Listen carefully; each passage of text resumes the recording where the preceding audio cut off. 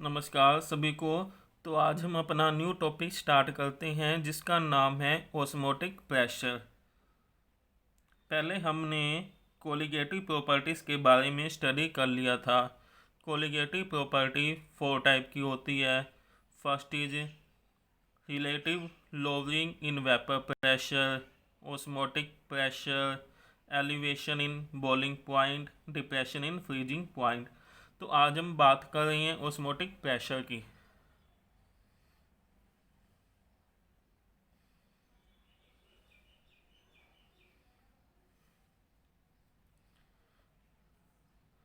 सबसे पहले हमें पता होना चाहिए what is the meaning of osmosis.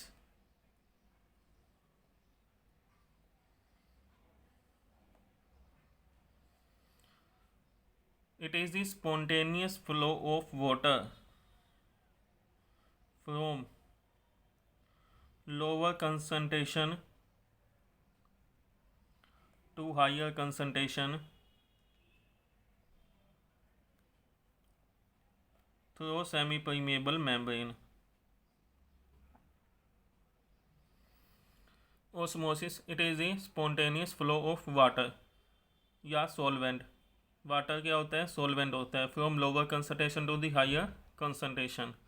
Lower concentration क्या क्या मतलब होता है? मीन्स सोल्यूट जो है वो लेस अमाउंट में है और जो सॉल्वेंट है वो ज़्यादा अमाउंट में है। ऐसे ही higher concentration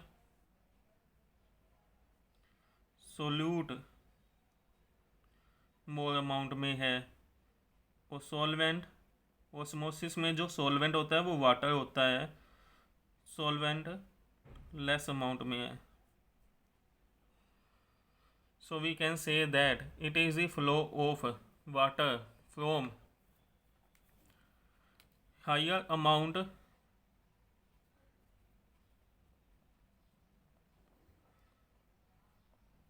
to lower amount.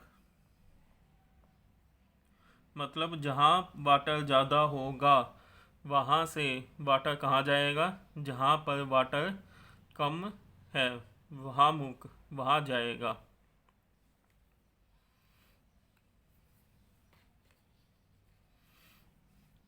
अब हम बात करते हैं सेमी परमिएबल मेम्ब्रेन क्या होता है। अब सॉल्यूशन जो होता है वो सोल्यूट और सॉल्वेंट से मिलके बना होता है। तो सेमी परमिएबल मेम्ब्रेन क्या करती है?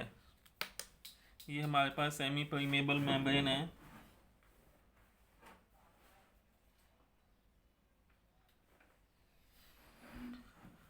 यहाँ हमारे पास है सॉल्वेंट वाटर, इसके अंदर है सोल्यूट।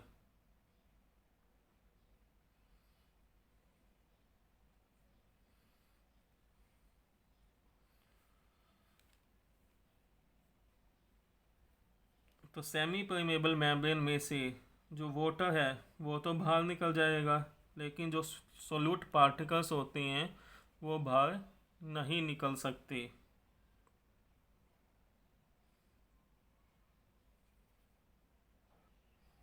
यदि हमें 2 टाइप ऑफ सॉल्यूशन हमें दे दिए,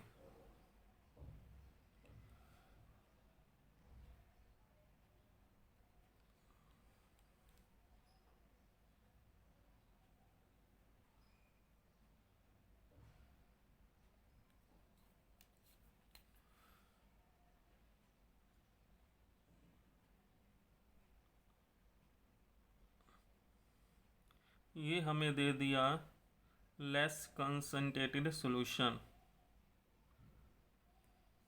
यहाँ है मोर कंसंट्रेटेड, मतलब कि मोर अमाउंट में सोल्यूट इसके अंदर है, तो ये है मोर कंसंट्रेटेड। तो यहाँ लेस कंसंट्रेटेड है तो सॉल्वेंट क्या है? यहाँ पे वाटर की अमाउंट ज़्यादा है और यहाँ सॉल्वेंट क्या है? लेस। तो वाटर मूव करता है जहाँ पर सॉल्वेंट ज़्यादा अमाउंट में होते हैं, वहाँ से लेस अमाउंट की तरफ मूव करता है। हाई वाटर कंसंट्रेशन मतलब कि वाटर जहाँ ज़्यादा है वहाँ से ये लेस की तरफ मूव करेगा। इसे हम बोलते हैं ओस्मोसिस।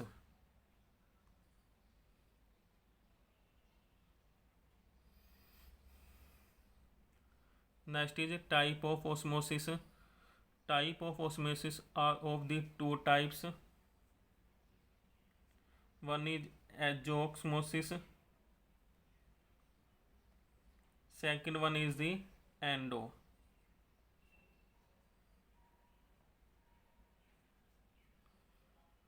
यदि हमारे पास कोई सॉल्यूशन है, यहाँ हमें दे दी कोई भी मान लिया सेल है, यदि सॉल्वेंट सेल से बाहर की तरफ मूव करता है उसे हम बोलते हैं एजोऑस्मोसिस। यदि सॉल्वेंट सेल के अंदर मूव करता है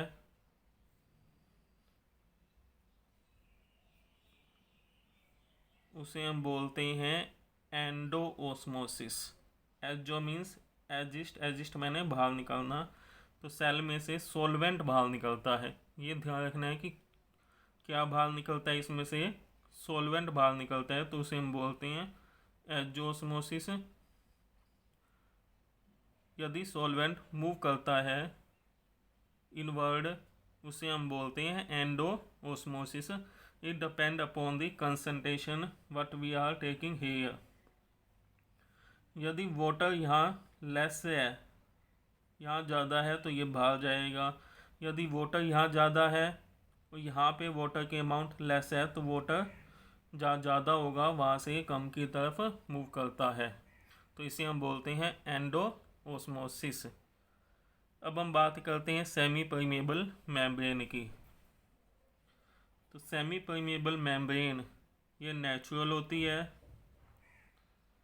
और आर्टिफिशियल होती है। नेचुरल कौन कौन सी होती है? It is obtain from the pig bladder. Pig के अंदर जो यूरिनरी ब्लैडर होता है वहाँ से सेमी परमेबल मेम्ब्रेन मिलती है। और सेल मेम्ब्रेन ऑफ प्लांट में भी होती है और एंड एनिमल्स में भी प्रेजेंट होती है। ये artificial, it is made up of the cellulose acetate. Semi permeable membrane allow selective material to pass through them. हमारी बॉडी सेल से मिलके बनी होती है। ये हमारी बॉडी की सेल है, न्यूक्लियस है एंड अदर सब्सटेंस प्रेजेंट है। ये सेल मेम्ब्रेन है। तो सेल मेम्ब्रेन का इन लार्ज व्यू, तो सब सिलेक्टिव सब्सटेंस सेल के अंदर जाते हैं और सिलेक्टिव सब्सटेंस ही सेल के बाहर जाते हैं। It is porous in nature. Cell membrane के अंदर छेद होता है जिससे जिस सोल्यूट पार्टिकल का साइज लार्ज होता है वो तो सेल के अंदर या बाहर नहीं जा सकते, और सॉल्वेंट जिनका साइज स्मॉल है वो सेल के अंदर या बाहर जा सकती हैं। Next is what is osmotic pressure.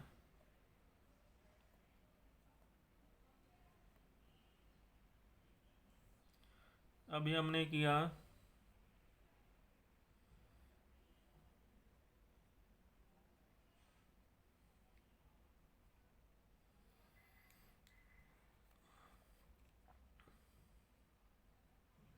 Osmosis के बारे में।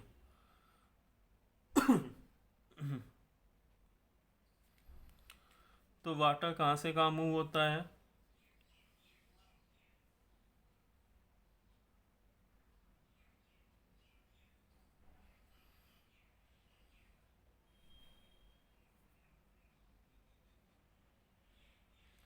यहाँ सॉल्वेंट है, वाटर ज़्यादा है, यहाँ कम है, तो वाटर यहाँ से यहाँ जा रहा है। वाटर के अमाउंट यहाँ ज़्यादा है, यहाँ कम है, तो ऑस्मोटिक प्रेशर क्या होता है? It is the pressure required to stop osmosis. Osmosis को स्टॉप करना है तो जितने प्रेशर की रिक्वायरमेंट होती है उसे हम बोलते हैं ऑस्मोटिक प्रेशर।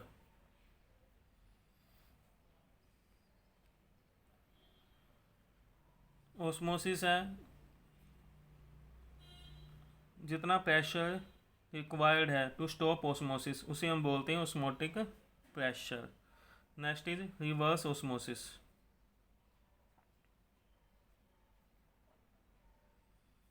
रिवर्स मैंने उल्टा हो जाना, ऑस्मोसिस का प्रोसेस रिवर्स हो जाना। तो यदि हम लार्ज अमाउंट में प्रेशर अप्लाई कर देंगे या प्रेशर ज़्यादा लगा दिया, प्रेशर ज़्यादा लगा देंगे तो यहाँ पे जो मॉलिक्यूल है, यहाँ पे सॉल्वेंट है, वो तो सेमी परमेबल मेम्ब्रेन में से पास आउट हो जाएगा, लेकिन सोलूट जो है वो सेमी परमेबल मेम्ब्रेन में से पास आउट नहीं होएगा, वो सेमी परमेबल के साथ में आ जाएगा, उसके साथ अटैच हो जाएगा, लेकिन पास नहीं होएगा। तो प्रोसेस क्या होगी? रिवर्स। इसमें से यदि वाटर जो निकलेगा उसको हम यहाँ कोलेक्ट कर सकते हैं। तो इस प्रोसेस को हम बोलते हैं reverse osmosis. It is a flow of water from higher concentration to the lesser concentration by the application of the pressure. High concentration of solute से लेसर कंसंट्रेशन ऑफ सोल्यूट की तरफ वाटर का move करना, या जहाँ पे water less होता है वहाँ से ज़्यादा की तरफ ही जाना, रिवर्स प्रोसेस हो जाना, उसे हम बोलते हैं ऑस्मोसिस। ये कहाँ होती है? आरओ के अंदर। आरओ के अंदर रिवर्स ऑस्मोसिस का सिस्टम होता है, प्यूरिफिकेशन ऑफ वाटर में ये काम आती है। Next is the mathematical expression of osmotic pressure.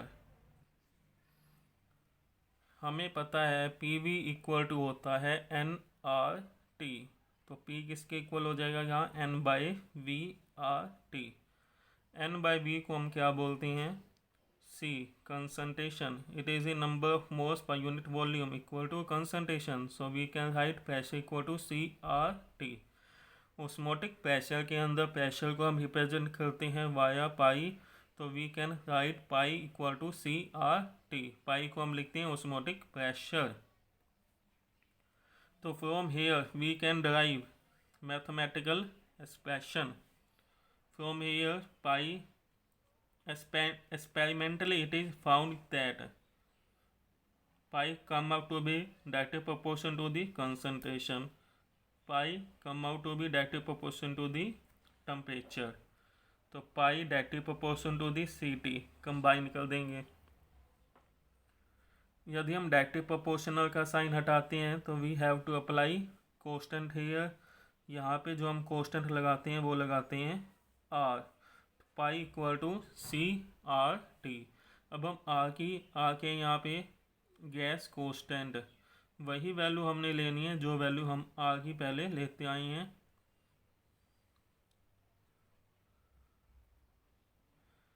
0.0821 litre atmosphere पर केल्विन पर मोल और 0.0831 लीटर बार पर केल्विन पर मोल। सेम वैल्यू हमने लेनी है आर की। For numerical we can use the formula pi equal to CRT और pi equal to N/V/RT। Pi equal to N means number of moles of solute, ये सोल्यूट का है, और जो वॉल्यूम होता है यहाँ होता है सोल्यूशन का, तो ये हो जाएगा given mass of solute upon molar mass of solute into में RT upon volume of solution in litre.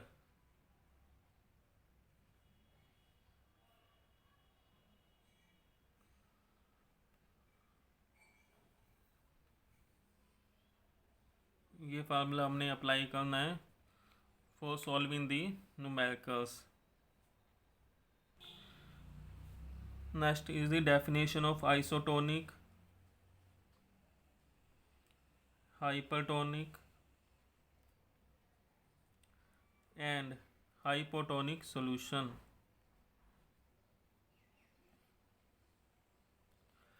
जब भी हम इसके डेफिनेशंस देते हैं तो हम दो सॉल्यूशन को आपस में रिलेट करते हैं। मान ली हमारे पास ये सॉल्यूशन है RBC जिसके अंदर NaCl की परसेंटेज है 0.9%। तो सेकंड में यदि हम NaCl का सॉल्यूशन लेते हैं जिसमें परसेंटेज है 0.9%, यदि सेम है दोनों में कंसंट्रेशन, तो उसे हम बोलते हैं आइसोटोनिक सॉल्यूशन। आइसो मैंने सेम, टोनिक मैंने कंसंट्रेशन, जिसमें सेम कंसंट्रेशन होती है सॉल्यूशन की, उसे हम बोलते हैं आइसोटोनिक सॉल्यूशन। हाइपरटोनिक, हाइपर मैंने ज़्यादा। तो ये हमारे पास होता है स्टैंडर्ड। RBC स्टैंडर्ड है। NaCl की कंसंट्रेशन यदि ज़्यादा जाती है 0.9% से, मान लिया ये हमें दे दिया 1.3%, तो इसे हम बोलेंगे हाइपरटोनिक सॉल्यूशन। और यदि NaCl की कंसंट्रेशन लेस देन है 0.9% से, मान लिया इट इज़ गिवन 0.7%, तो हम इस सॉल्यूशन को RBC के रिस्पेक्ट में बोलेंगे हाइपोटोनिक सॉल्यूशन। दोनों को हमने रिलेट करना है। Next definition of the plasmolysis. Biology में टर्म्स आता है what is plasmolysis. It is the breakdown of the cell membrane.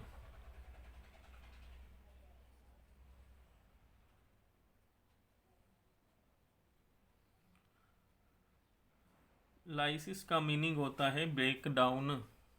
Plasma मतलब कि सेल में जो प्लाज्मा मेम्ब्रेन है वो ब्रेक डाउन हो रही है।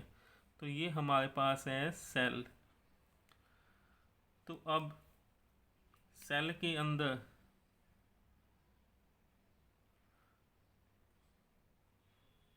वाटर की अमाउंट ज़्यादा है, मतलब कि सेल जो है वो लेस कंसंट्रेटेड है। यदि इसे हम हाई कंसंट्रेशन में रख दें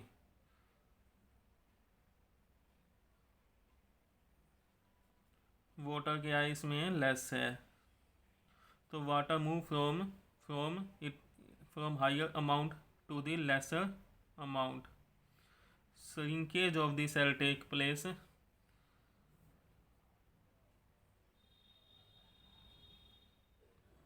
and cell may break.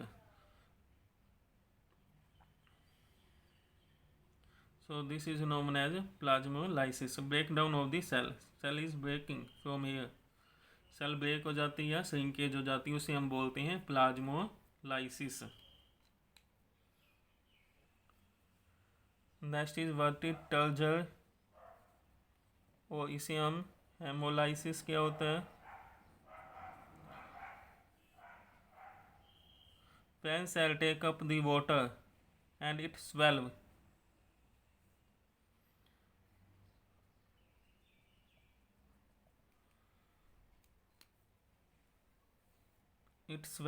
then it is known as टर्जर और हेमोलाइसिस, सेल का स्वेल हो जाना। Next, what are the application of the osmosis.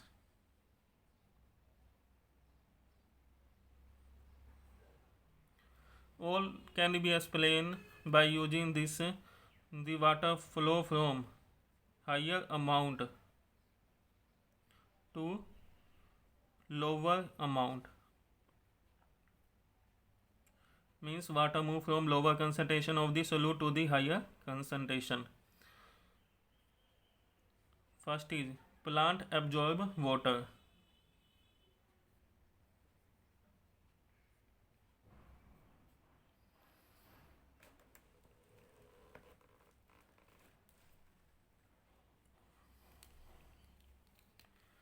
Here we have root and water.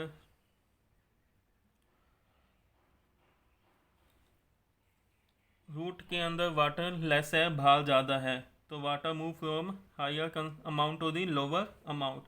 Water कहाँ चला जाएगा? रूट में। अब रूट के ये सेल है, डिफरेंट डिफरेंट सेल, इस सेल में वाटर की अमाउंट ज़्यादा होगी, इसमें कम है, तो यहाँ वाटर ज़्यादा है, जहाँ वाटर ज़्यादा होगा वहाँ से कहाँ जाएगा? कम की तरफ। तो इस तरह वाटर अपवर्ड मूव करता है in the plants due to the osmotic pressure, या ओस्मोसिस की वजह से ऐसा होता है। Second application is the raw mango shrink when it place in concentrated solution। अचार बन जाता है। कंसनट्रेटेड सोल्यूशन मतलब NaCl की अमाउंट ज़्यादा है, वाटर लेस है। आम के अंदर वाटर हायर अमाउंट में है।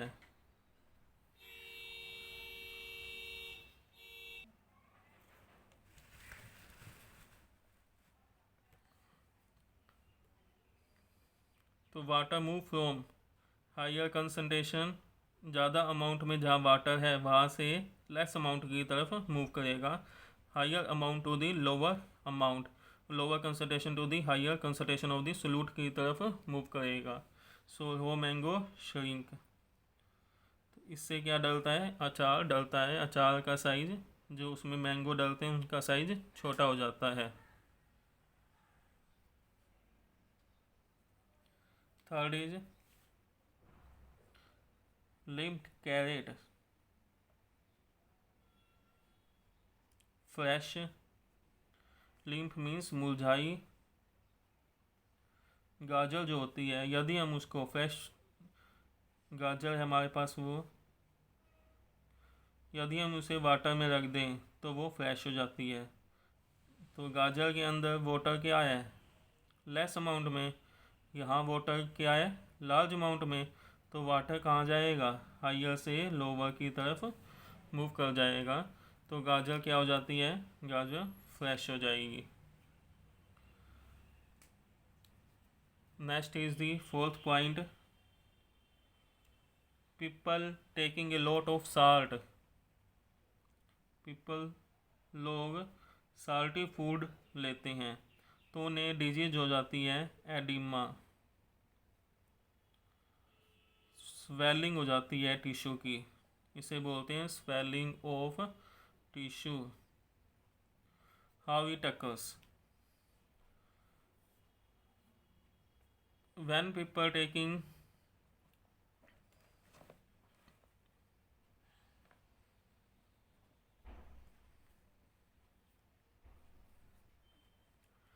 लॉट ऑफ साल्ट, सेल के अंदर साल्ट की कंसंट्रेशन ज़्यादा होगी।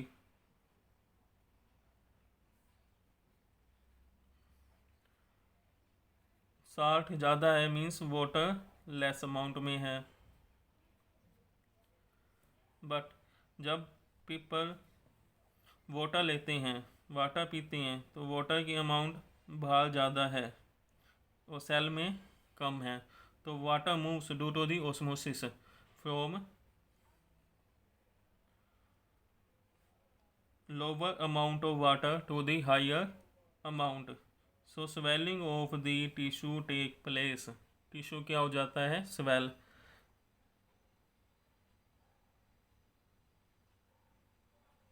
This condition is known as edema, जिसे हम क्या बोलते हैं? एडिमा बोलते हैं।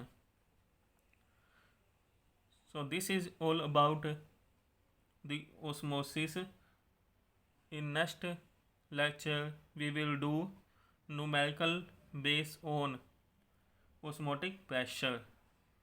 Thanks for watching this.